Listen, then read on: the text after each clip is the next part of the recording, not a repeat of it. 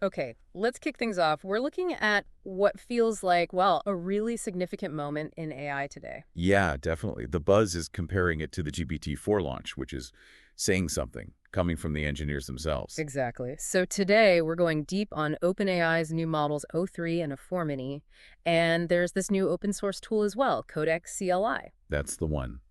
And our mission here for everyone listening is to really get under the hood. What's actually new? What can these things do now?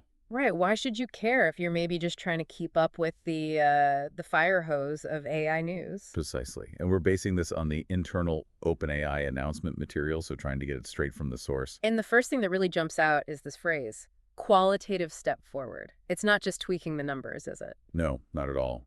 The core idea seems to be this big boost in reasoning ability, but maybe more importantly, their ability to use external tools. Right. That's the key It's piece. not just thinking, it's doing. Kind of, yeah. And we're apparently already seeing hints of this. Top scientists are supposedly getting like genuinely useful new ideas from these models for actual scientific discovery. Wow. Okay. Not just summarizing papers, but generating novel concepts. That's the claim. And whispers about promising results in law, even architecture too. You mentioned something about O3 suggesting a whole new system architecture. Yeah, that anecdote was in there. But let's focus on this AI systems concept. It's about using tools within the thought process, Right. right? That's different. How so? Well, think about previous models' reasoning. It was mostly self-contained. Now, imagine it needing information. Oh, okay.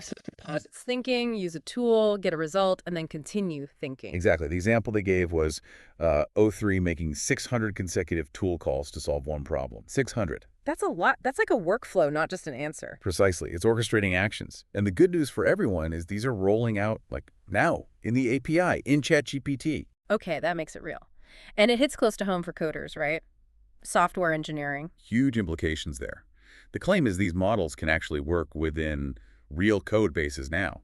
Navigate them. Navigate them better than a human expert. That sounds like a bold claim. It does. But apparently, OpenAI's own team members were kind of chuckling and agreeing when they heard it. So maybe there's something to it. That definitely speaks to the practical power then. It's not theoretical. And if you think about why tool use is so important, Yeah. it's like us using a calculator, right? Yeah. Or Google Maps. Yeah, you don't memorize every single calculation or route. You use a tool. Right. It makes the AI vastly more useful, Mhm. more capable, more intelligent, arguably in a practical sense. And the benchmarks seem to back this up. You mentioned some tough ones. Yeah, state-of-the-art results. SOTA on things like Amy, that's the math competition, really hard. GPQA for science questions, Code Forces for coding. SWE bench, too, Yeah. for software tasks. Yep. And crucially, these SOTA results are when the models are combined with a suite of tools. That combo is key. So the model plus the tools equals the breakthrough performance. That seemed to be the message.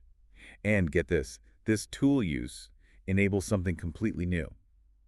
Thinking with images. Thinking with images. How? The models can use Python tools to actually manipulate image data, cropping, transforming, analyzing parts of an image. So it's not just recognizing what's in an image, but actively working with it. Exactly. Yeah. Dealing with messy, real-world visual stuff. Think about medical scans, maybe, or robotics opens up a lot. Okay, so what's driving this? Under the hood, technically. They mentioned advances in reinforcement learning, RL, which is how these models learn from feedback, and just massive scaling efforts. More data, more compute, both at training time and, interestingly, at test time, too, like using more resources when solving a problem.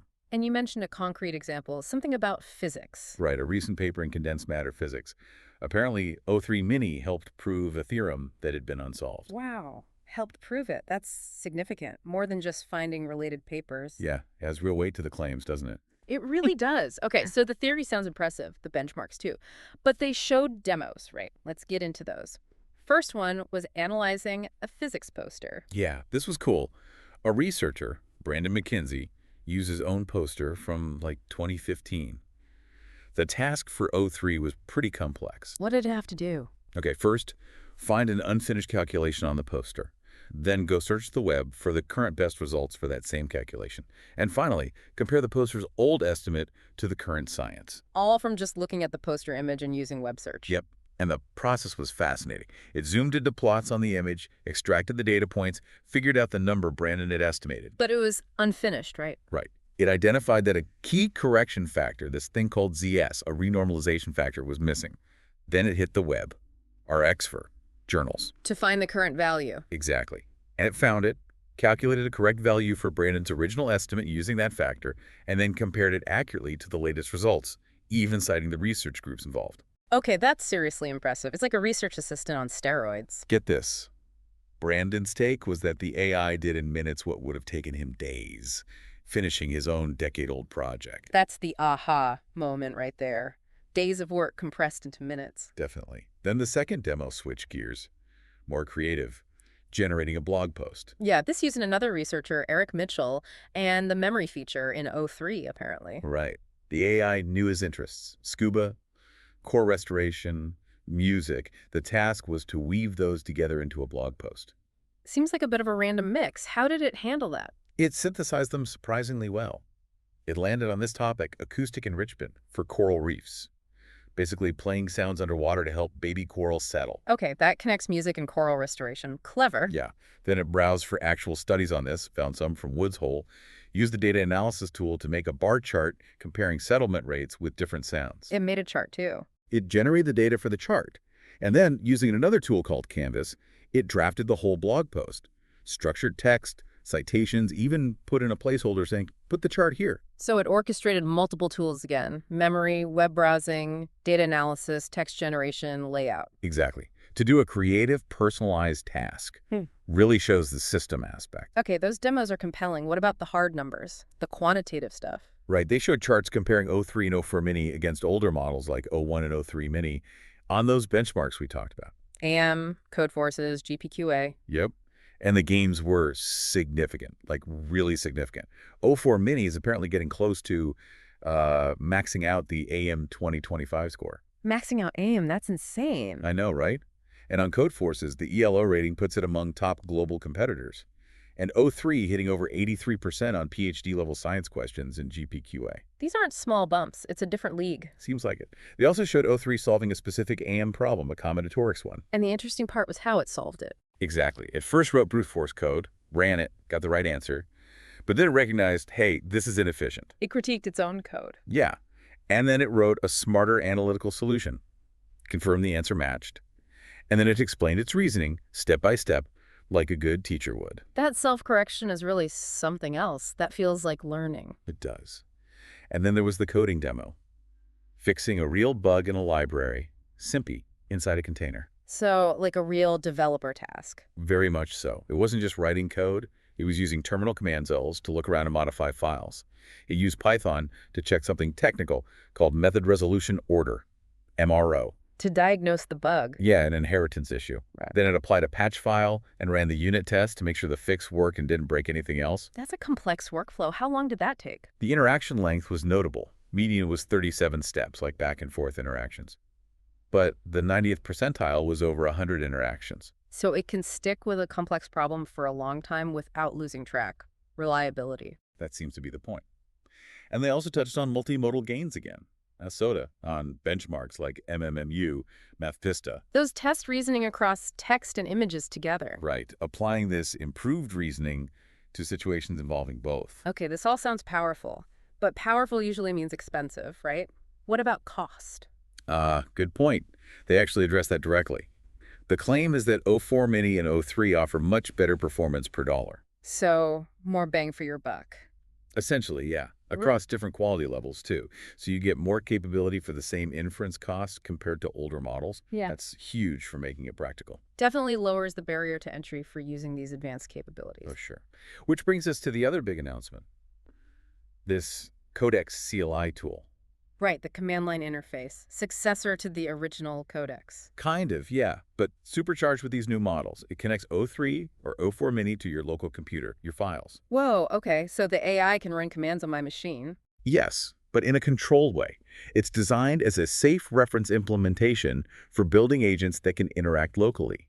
It uses public APIs, like the Responses API, to show its thinking. And uses the new models. Did they show it doing something? Oh, yeah.